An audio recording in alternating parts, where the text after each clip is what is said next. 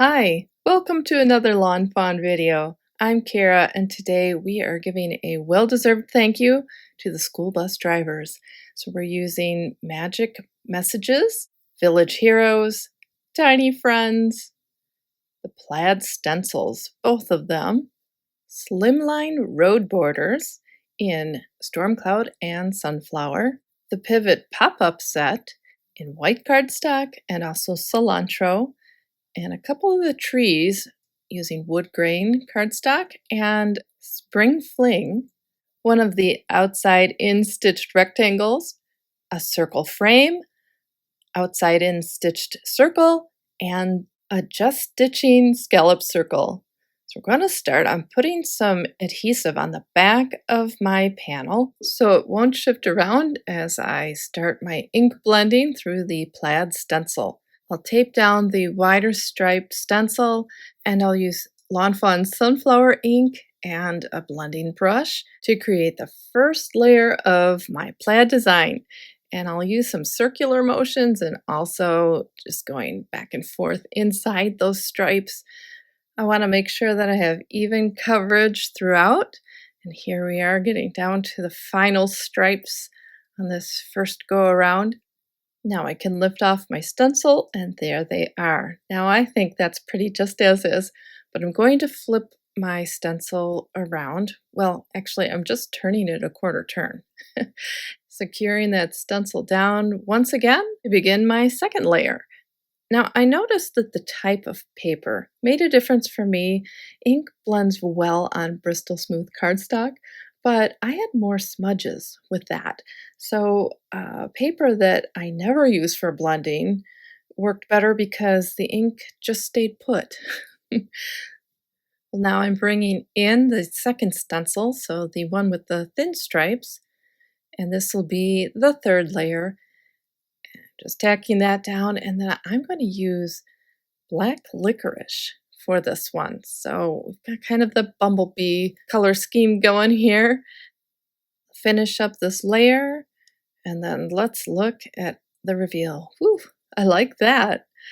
All right, I'm going to wash that stencil, turn it a quarter turn, and tack that down. And onto the fourth and final layer. Now you could add more if you wanted to, or less. And what I like about this plaid stencil is you can coordinate any color that you want with your background. So finishing that up, and let's see the final result. There we go. And it looks good in portrait position, but I'm going to do a landscape card today. So I'm using the outside in stitched rectangle and stitched circle to cut this out.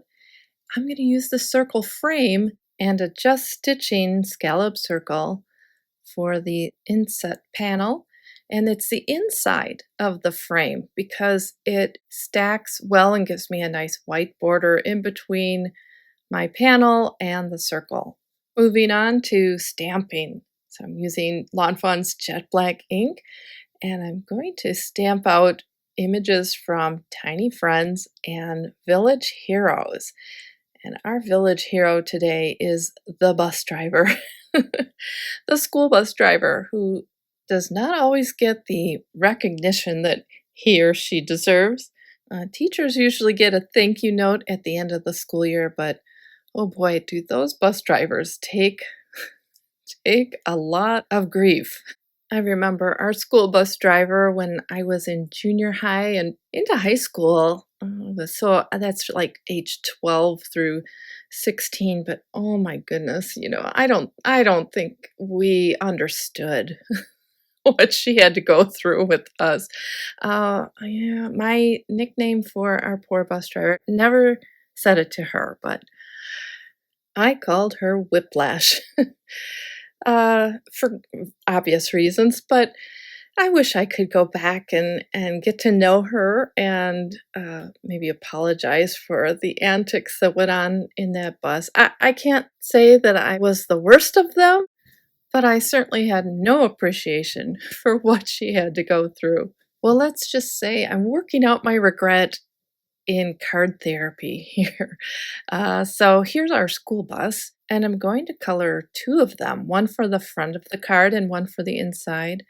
I'm shading with some cool grays and, as you could see in the windows, cool gray and a little bit of blue to just kind of make it look like those windows are glass, and adding a little bit of interest with the shading and then giving it a red brake light. Moving on to the schoolhouse, I'm going to color the same way in those windows with my cool gray and the blue. If I think about it ahead of time, I usually try to color everything that's not red first, because when I color red and then I need to go into little spaces with a different color, a lot of times I'll pick up that red and bring it into those areas. So sometimes I can remember and plan it out like this time, but not always.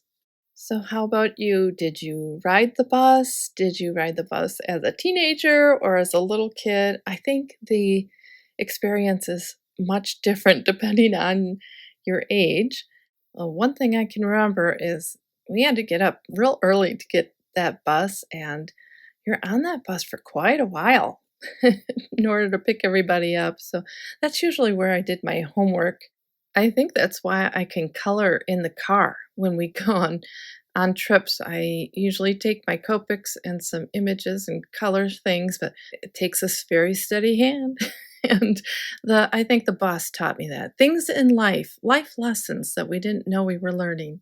The coloring today is pretty self-explanatory. There's not a lot of detail going on, just shading in areas that I think would be darkest and blending that out into the rest of the building. So with these small images, you don't really need too much detail, especially when creating a scene like we're going to put inside the card today on the pivot pop-up. Well, one thing I'll point out here is a quick way to get dark shadow on a small area is to use a color that is very dark and not worry so much about how well it blends into the light. All right, a little B000 NC2 for the school bus exhaust. That could also be used as a cloud from this set. I colored that hydrant and those signs separately, but I'm going to focus on the children's skin and hair. They're each going to have different skin tones, so I started with a base of E00 for the girl on the left and the boy, and darkening him up to a 23, E23, and she has a little E21 to shade her. Blend that E23 back in. Again, there's not a lot of space here, so it really isn't a big deal about shading. The girl on the right is going to have E23 and some shading in E25. And then moving up to an E29, skin color is a fun one to explore with alcohol markers or any color medium, really. Just taking different shades of brown and adding in pink tones and peachy tones, even kind of a blue undercast. But for these little guys, we're just going with some easy, straight brown colors. Coloring in the hair, and I've got that E29 going, and a little bit of black, the 100, to define her hair a little bit better. And then I'll blend that back in with that E29. And then for the little girl with a blonde hair, she's going to have a Y13, and dull that down with an E21 and E23. Here again, there are many ways to achieve the different colors of hair. This is just an easy one to put down some yellow and add some brown, and bam, I've got I've got blonde hair. Darken up some of those areas in the back, and onto this little boy, and he's going to have brown hair with an E23, 25, and just darken up some of the details in an E29. Everybody got dressed for school in some bright colors, and I've got the coordinating dies, and I'll run them through my die cutting machine. But meanwhile, back on the card front, we're going to stamp out the sentiment, and this comes from Magic Messages, and it fits beautifully inside that just stitching scallop circle. I'll use my anti-static powder bag and some clear ink from Lawnfawn, ink that up and stamp it down, and then some Lawnfawn white embossing powder, sprinkle that on, and I will melt that powder with my heat tool, and there it is, all done. So now I can put this card front together. I'm going to put some adhesive on the back of my plaid panel and on my sentiment circle, and this could be a thank you for anything right now. But of course, we have our little school bus and a little bit of foam adhesive that I'm going to put on the back just to give it a small amount of dimension to the front of this card. Adhere that down, and I'll glue on a little bit more of that little exhaust. I think that's so cute coming out of the back of the bus. But now it's time to work on the inside of our cards. This is the mechanism that makes the pivot pop up, and I love it. It's a simple one. So I just need to fold it on all the score lines. So I fold it in half, and I'm creasing that down with my bone folder, making sure it's nice and crisp, and then I'll fold it on the X. So here's one fold on the diagonal, and here's the other fold. And then this is kind of like origami, this design, because then I'm going to bring those two sides behind and form that triangle at the top and flatten it out.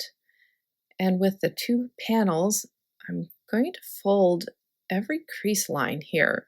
I want to make this flexible, so I will fold it one way and then the other.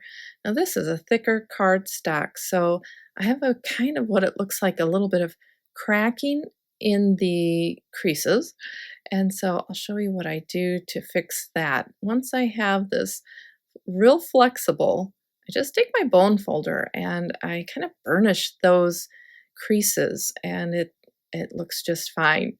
All right, I'm going to put a little bit of adhesive.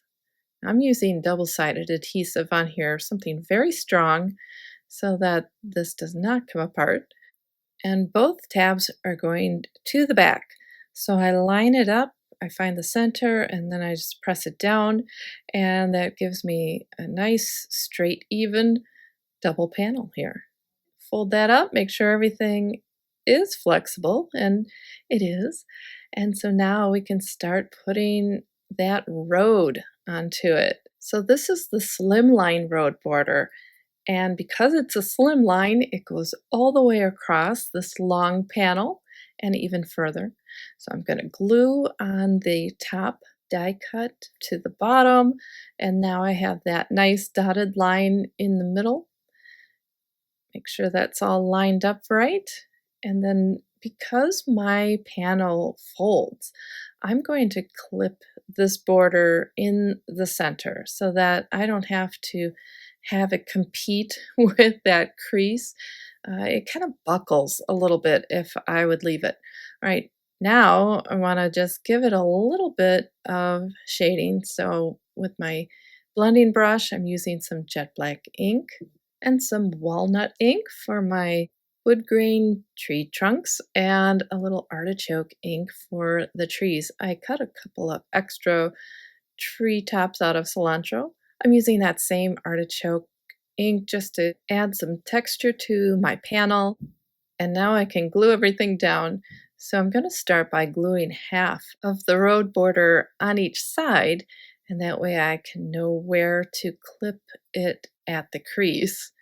So there they are tacked down, and I can fold at that crease, and that gives me a good line to cut my road border again, so I know I have it right where I want it.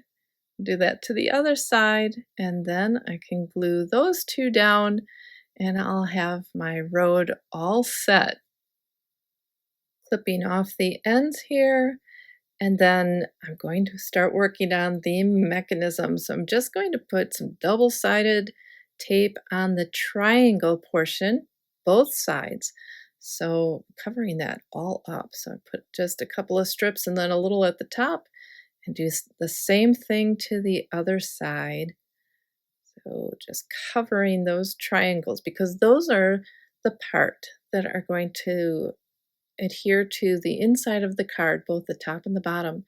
And now I'm putting adhesive on the tabs, the two tabs, and that only goes on one side of the tab side that is flat. It doesn't have a piece that is folded over it. I think I made that harder to understand than it is. So I'll show you it here. All I did was put it on the tabs that are going to adhere to the panel itself.